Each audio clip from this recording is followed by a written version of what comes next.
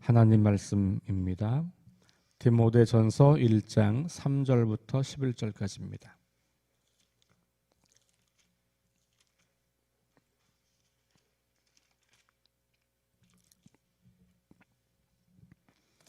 디모데전서 3장 1절부터 11절 말씀까지 우리 함께 한 목소리로 말씀을 읽겠습니다. 내가 마게도냐로 갈 때에 너를 권하여 에베소에 머물라 한 것은 어떤 사람들을 명하여 다른 교훈을 가르치지 말며 신화와 끝없는 족보에 몰두하지 말게 하려 함이라. 이런 것은 믿음 안에 있는 하나님의 경륜을 이룸보다 도리어 변론을 내는 것이라. 이 교훈의 목적은 청결한 마음과 선한 양심과 거짓이 없는 믿음에서 나오는 사랑이거늘 사람들이 이에서 벗어나 헛된 말에 빠져 율법의 선생이 되려 하나 자기가 말하는 것이나 자기가 확증하는 것도 깨닫지 못하는도다. 그러나 율법은 사람이 그것을 적법하게만 쓰면 선한 것임을 우리는 아노라. 알 것은 이것이니 율법은 옳은 사람을 위하여 세운 것이 아니요 오직 불법한 자와 복종하지 아니하는 자와 경건하지 아니하는 자와 죄인과 거룩하지 아니한 자와 망령된 자와 아버지를 죽이는 자와 어머니를 죽이는 자와 살인하는 자며 음행하는 자와 남색하는 자와 인신매매를 하는 자와 거짓말하는 자와 거짓 맹세하는 자와 기타 바른 교훈을 거스르는 자를 위함이니 이 교훈은 내게 맡기신 바 복되신 하나님의 영광의 복음을 따름이니라. 아멘. 네, 우리 3절부터 11절 말씀까지에 보면 다른 가르침을 가르치는 사람들에 대한 이야기를 하고 있는 것이죠. 3절에서는 먼저 권면을 하는 거예요. 바울이 디모데에게 야, 네가 해야 할 일이 뭐냐? 그럼 지금 에베소 교회 안에서 다른 교훈을 가르치고 있는 그런 사람들을 명해서 그걸 가르치지 못하게 하라. 교회 안에 이 변론과 끝없는 논쟁과 말다툼과 그것으로 인한 교회의 분열과 무너짐을 경계하라라고 하는 것이죠. 그런데 오늘 말씀 속에 나타나고 있는 다른 교훈을 가르치는 사람들의 특징은 뭐냐 하면 신화와 끝없는 족보에 몰두하는 사람들, 그래서 변론을 끊임없이 만들어내는 사람들. 여기 변론이라고 하는 것은 말다툼이라고 이해하는 게 좋습니다. 어떤 사람을 변호한다 이런 말보다는 자기 주장을 끝없이 주장하면서 다른 사람들과 계속해서 말싸움을 걸어가는 거예요. 네가 맞냐 내가 맞냐, 내 지식이 더 좋다 옳다, 이런 이야기를 계속 반복하는 사람들이죠. 그래서 그 사람들의 특징을 따르게 뒤에서 보면 6절 이하로 나오는 거예요. 사람들이 이에서 벗어나, 여기 이에서라고 하는 것은 5절에서 나오는 거죠. 그러니까 참된 교훈, 바울과 디모데가 성도들에게 가르치는 교훈의 핵심은 사랑이에요. 5절에 나오는 것처럼. 그런데 이 사랑에서 벗어나서 계속해서 헛된 말에 빠져서 선생이 되려 하는 거예요. 그러니까 끝없이 다른 사람의 이야기에 대해서 문제를 삼고 비난하고, 그러면서 자기 이야기를, 자기의 지식을, 특별히 율법적 지식, 어떤 신들의 이야기에 대한 지식, 족보에 대한 지식, 이런 것을 끊임없이 이야기하면서 계속해서 논쟁을 만들어내면서 사랑을 하지 않는 그런 사람들. 그래서 우리가 교회 안에서 두드러지게 이 사람이 이단이다 아니다라고 말하는 게 참 어렵잖아요. 그러나 우리가 건강하다 건강하지 못하다를 구별할 수 있는 아주 중요한 기준이 있어요. 그게 뭐냐 하면 이 사람에게 사랑이 있느냐예요. 얼마나 많이 알고 있느냐, 얼마나 똑똑하냐, 얼마나 성경에 대한 지식이 좋으냐, 이것보다 더 중요한 질문은 이 사람이 정말로 교회와 성도들을 사랑하고 있는가라고 하는 질문이에요. 그러니까 이단들도 초기에는 사랑하는 것처럼 보이잖아요. 그렇죠. 그래서 사람들이 많이 몰리는 이유는 거기 사랑하는 것처럼 초기에는 보여요. 이 사람만큼 나를 사랑하는 사람이 없는 거예요. 그런데 그걸 끝까지 가보면 그게 아니고 그 사람의 모든 것을 다 빼앗아가기 위한 그런 수단이었던 거잖아요. 그만큼 사랑이 우리에게 굉장히 중요한 건데 이 사랑이 사람들의 삶을 변화시키는 가장 강력한 도구이거든요. 그리고 우리가 구원받은 것도 지식이 아니라 하나님의 사랑이 얼마나 큰 것인지를 깨달았을 때 우리는 구원을 경험하게 되는 거거든요. 그러니까 그 사랑을 우리가 실천하는 것. 근데 그 사랑 안에는 어떤 특징이 있냐? 5절에 보면 청결한 마음, 선한 양심, 거짓이 없는 믿음이에요. 근데 사랑이 없는 변론하는 사람들의 특징은 자기를 주장하고 자기 것을 옳다고 하기 위해서 거짓을 만들어내는 사람들이에요. 선한 양심을 갖고 있지 않아요. 굉장히 악한 의도가 있어요. 그 악한 의도가 뭐냐면 내가 이기려고 하는 거예요. 이게 왜 악하냐? 자기 중심적이기 때문에 그런 겁니다. 그러니까 내가 옳기 때문에, 그러니까 내 정당성을 증명하기 위해서는 다른 거짓된 혹은 악한 것들을 가지고 와도 괜찮다라고 생각하는 거예요. 왜냐하면 내가 진리이기 때문에. 그러니까 어느덧 나 자신이 하나님이 되어버린 거죠. 그러니까 하나님이 됐기 때문에 어떻게 해요? 심판하기 시작하는 거예요. 그러니까 이게 계속해서 이렇게 작동되는 것이죠. 그러니까 우리가 교회 안에서도 끊임없이 내가 정말로 성도들을, 교회를, 하나님을 사랑하고 있는가? 그리고 그 사랑을 실천하기 위해서 우리는 늘 정직하게, 선하게, 깨끗하게 그런 방법을 사용하고 있는가를 점검하는 거죠. 우리가 사랑의 동기를 가지고 있다고 하는데 정직하지 않거나 깨끗하지 않거나 뭔가 선하지 않은 것들을 사용하면 사실은 나는 사랑이라고 주장하지만 그건 사랑이 아니라는 거예요. 이미 그것은 오염된. 그럼 왜 오염됐느냐? 결국 내가 드러나고 싶고 내가 옳다고 말하고 싶고 나만 진리를 가지고 있다고 하는 생각이 거기 이미 들어있는 거예요. 그러니까 그것은 사랑이 될 수가 없는 거죠. 하나님께서 우리에게 보여주신 사랑은 철저하게 자기를 희생하는 사랑이잖아요. 예수님께서 이 땅에 오셔서 하나님의 사랑을 완전하게 보여주셨는데 예수님이 하신 일은 뭡니까? 비난과 정죄와 논쟁이 아니라 끝없이 사랑하는 거죠. 심지어 예수님은 바리새인과 이 율법학자들 이런 사람들과도 계속해서 이 대화를 하지만 논쟁을 하긴 하지만 그들을 정직하지 않은 방법으로 이기려고 하지 않아요. 그들을 악한 방식으로 제압하지 않습니다. 그냥 말을 하는 것뿐이에요. 그리고 그 안에서 그들을 진정으로 사랑하는 마음을 갖고 있어요. 바리새인을 향한 마음이나 죄인을 향한 마음이 다르지 않아요. 예수님에게는. 그러니까 내가 죄인, 저 사람은 틀렸어, 저 사람은 죄인이야 라고 하는 사람들을 대하는 태도와 내가 사랑하는 사람들을 대하는 태도가 다르지 않다는 거예요. 그게 일관된 사랑의 모습이죠. 예수님에게서는 우리가 그걸 발견하는 거죠. 물론 죄에 대해서는 강력하게 거부하고 그 죄에 대해서는 분명하게 말하고 있지만 죄인에 대해서는 다른 태도를 가지고 있단 말이죠.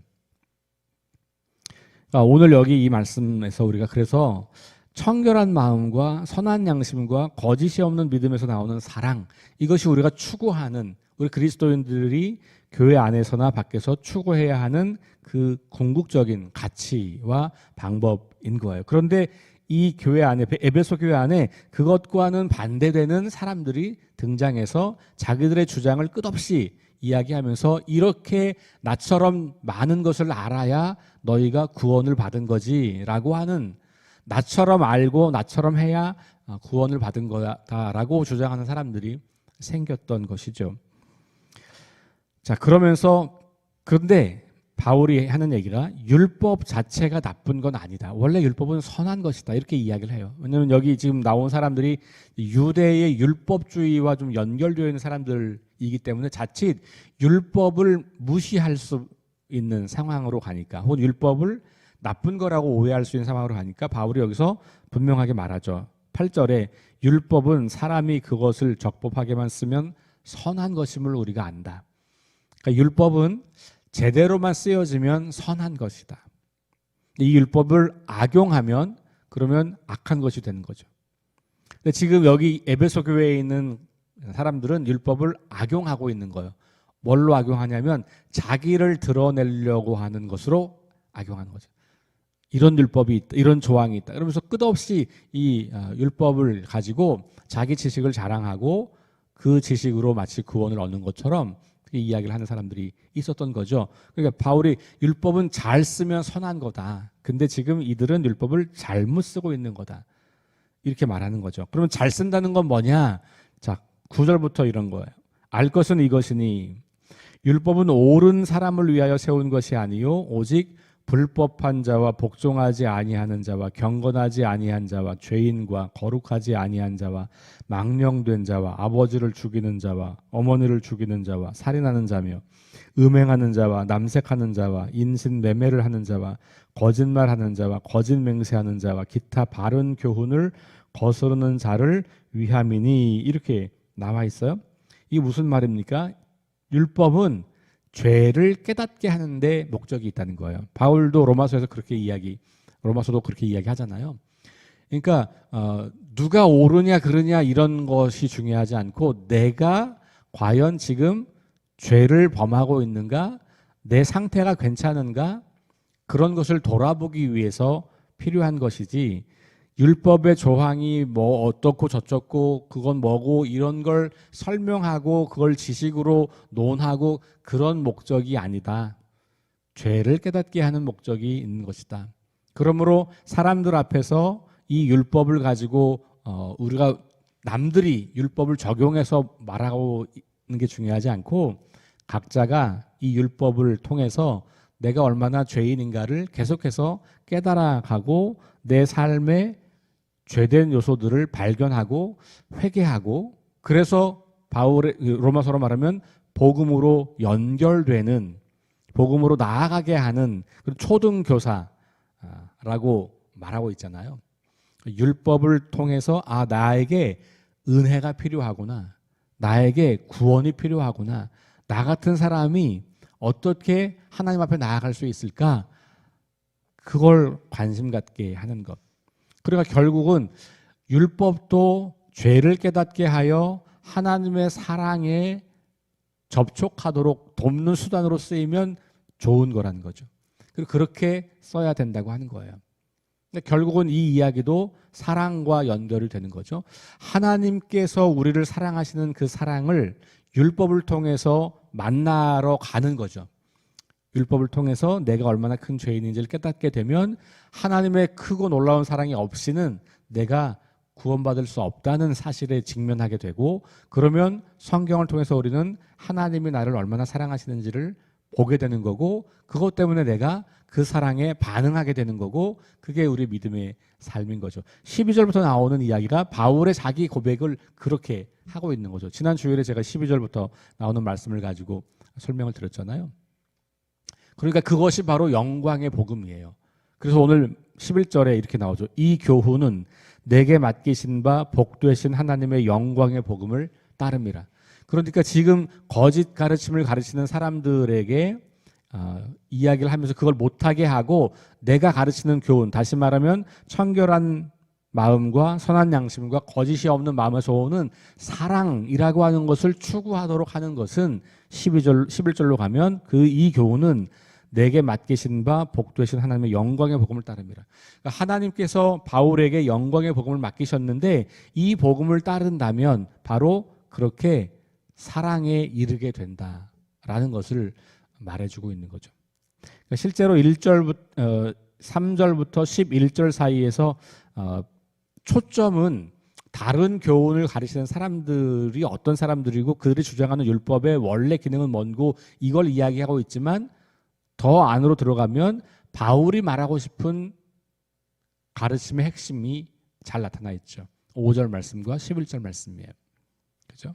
그러니까 결국 우리가 추구하는 것은 청결한 마음과 선한 양심과 거짓이 없는 믿음에서 나오는 사랑이어야 하는 것이죠.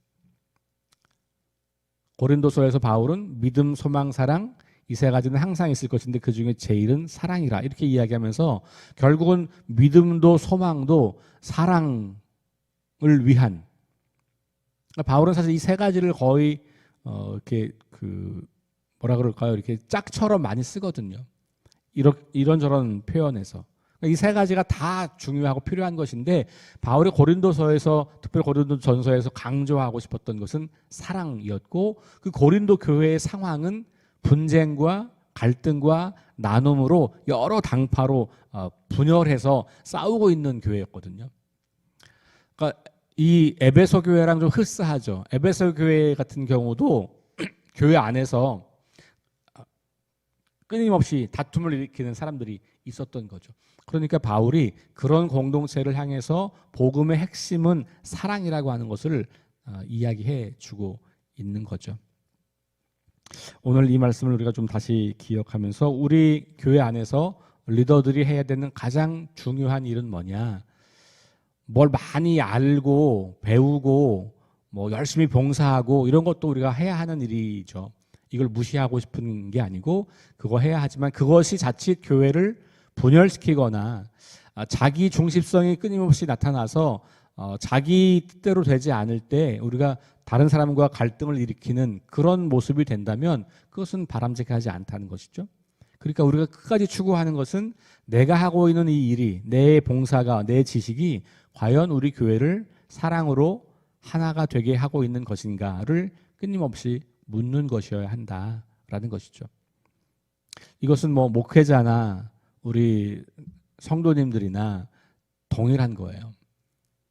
누구에게나 똑같은 질문이고 똑같은 목적이 되어야 한다라는 것을 우리에게 보여주고 있죠. 그러니까 우리가 교회 안에서 다른 사람들을 우리가 다 보고 있잖아요.